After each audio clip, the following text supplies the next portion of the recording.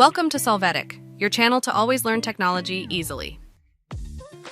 Below in the description, you will find useful links we used in this video.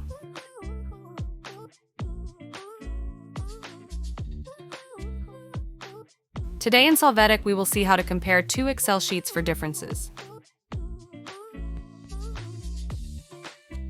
Open your Excel document. When you do, enter the equal sign, then the COUNTIF function, select the first value, enter a semicolon, and after this, select the value to check on the other sheet.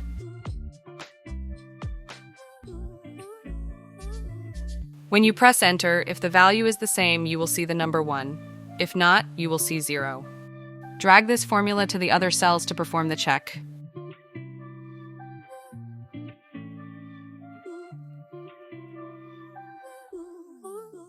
Hey, remember to subscribe Solvetic channel.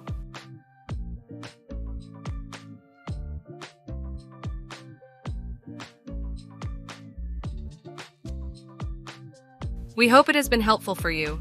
Here are links to watch more videos of your interest and subscribe to the Solvetic channel. Thank you.